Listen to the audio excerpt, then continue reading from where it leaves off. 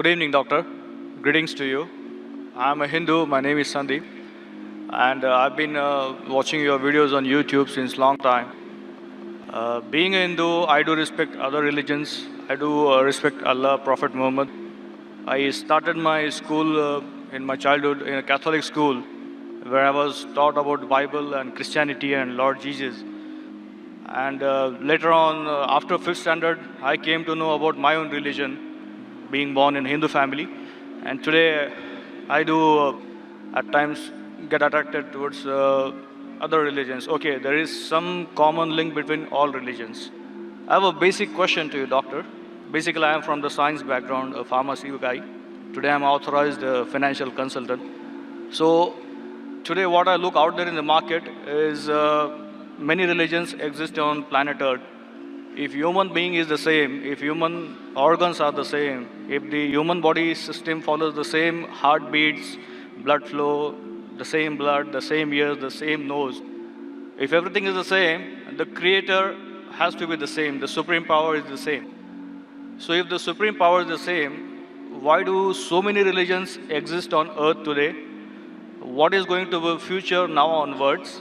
Because if I go as per theoretical books, as per history, before thousands of years, Hinduism existed. Then came Lord Jesus, then Prophet Muhammad, and now today, what I see in front of my eyes is there are many religions, and every religion has its own pros and cons. So, being a human, I get confused. I am a Hindu, I should respect my religion, as well as being a human being, I should respect other religions. So, what is the final truth, and what is going to the future for centuries ahead? The brother asked a very good question, that there are so many different religions. More than 4,000 years back was Hinduism. Then Jesus Christ, peace be upon him, came 2,000 years back, or Christianity. Then Prophet Muhammad, peace be upon him, came 1,400 years back. Some things are similar, some things are contradicting. There's so much of confusion. God, our creator, is one. Human body is the same. Creator has to be same. So why this confusion? It's a very good question. The reply is given in the Quran in Surah Al-Imran, chapter 3, verse number 19. It says, Inna Dina Indallahil Islam. The only religion acceptable in the sight of God is Islam. That is peace acquired by submitting our will to God.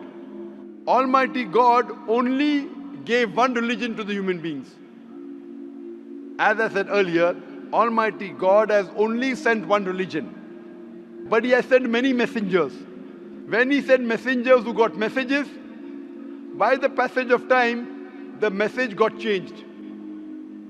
Again a new messenger came. He brought a fresh message. Again the people changed it. Again a new messenger came. It happened for many years down the ages. But all the messengers brought, the basic message was the same. Almighty God, the last and final message was the Quran. Now you will ask me this question, that why did God reveal the Quran 1400 years back? Why didn't He reveal the Quran directly? Reveal the Quran directly? No confusion.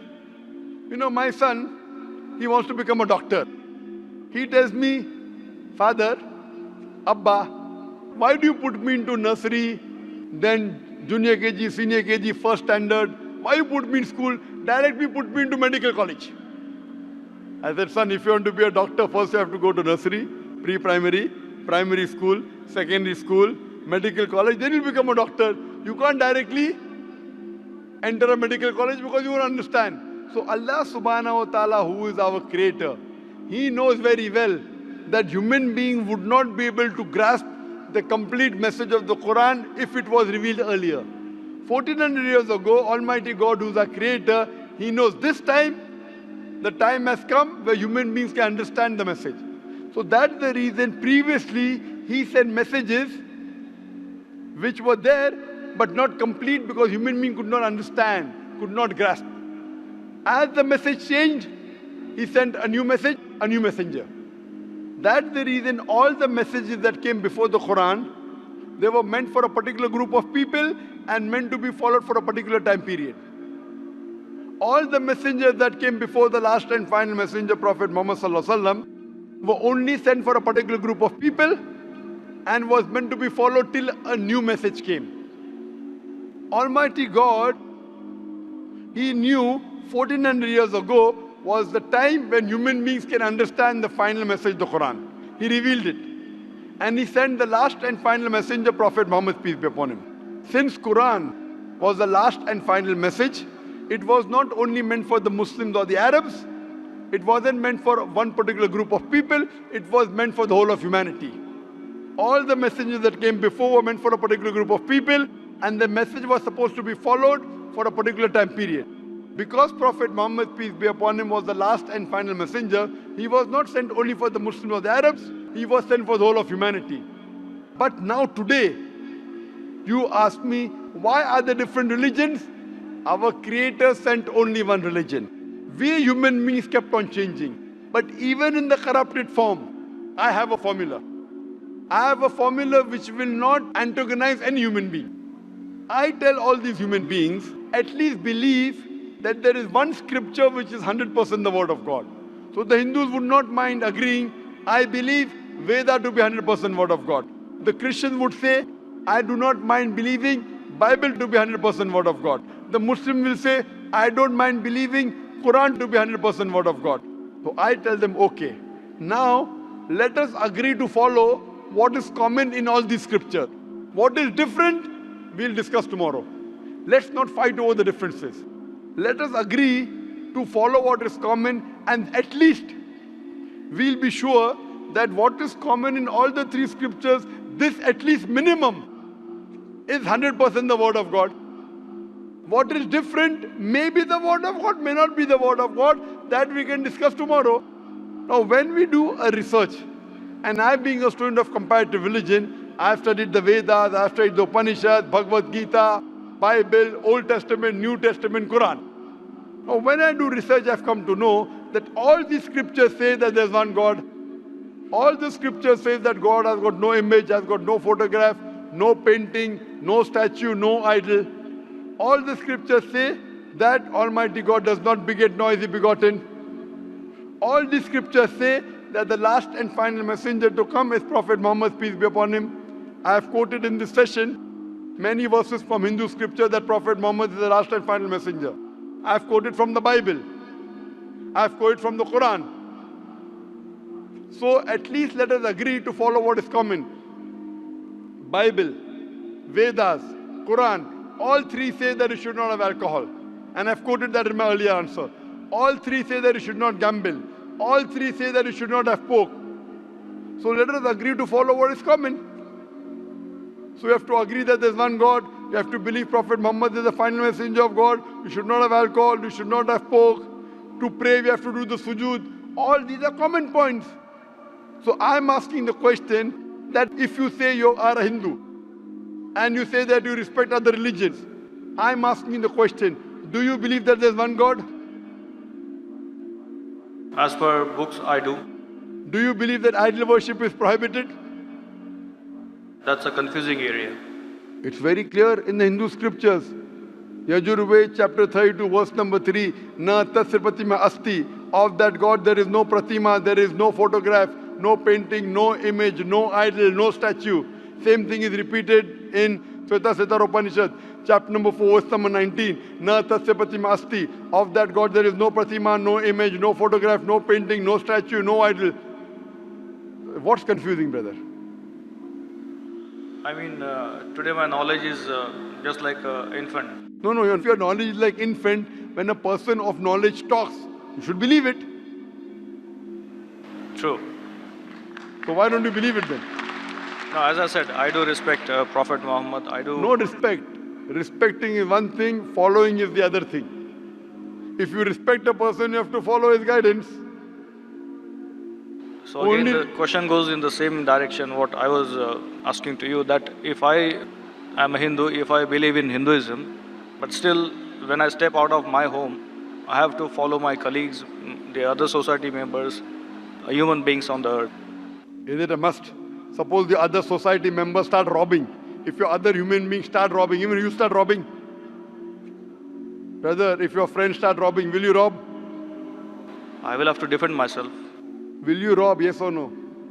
If somebody is robbing me, No, you said that you have to follow the other human beings, other society. If your other friends start robbing other people, will you start robbing? Will you rob others? I don't think there is a point in robbing others. Okay, because you know robbing is wrong. So that time you will not follow society.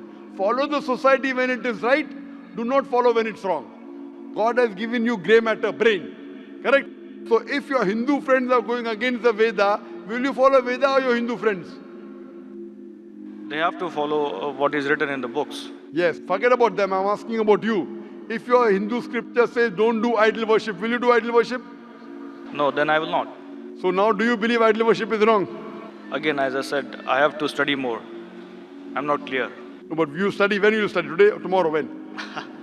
Maybe today or tomorrow. Okay, fine. I have quoted so many references from the Hindu scripture about Prophet Muhammad, peace be upon him.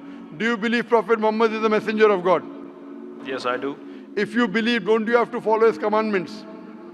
I may have to. Why may? Again, I'm not If you clear. may believe in, then you may. If you do believe in, you do have to follow. It's simple English. If you say maybe he is a messenger of God, then you can say maybe I'll follow him. When you say surely the messenger of God, then you have to follow him surely. Why? But, is Will a it, messenger of God deceive you? but again, do I have to be a Muslim to follow Prophet Muhammad? Or No, you Islam? have to be a good Hindu also.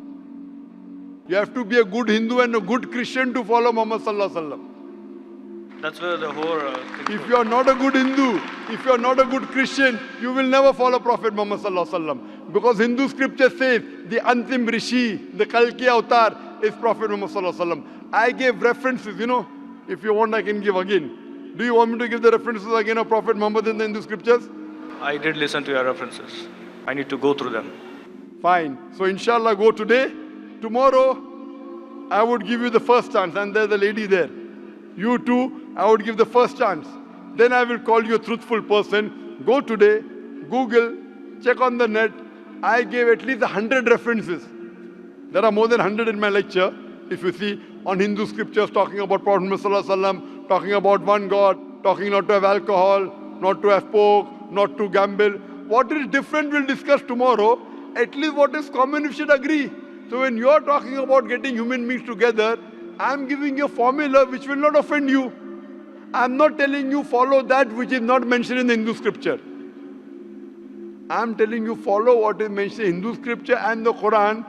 100% you will be a good Hindu, good Christian, and even enter into Islam.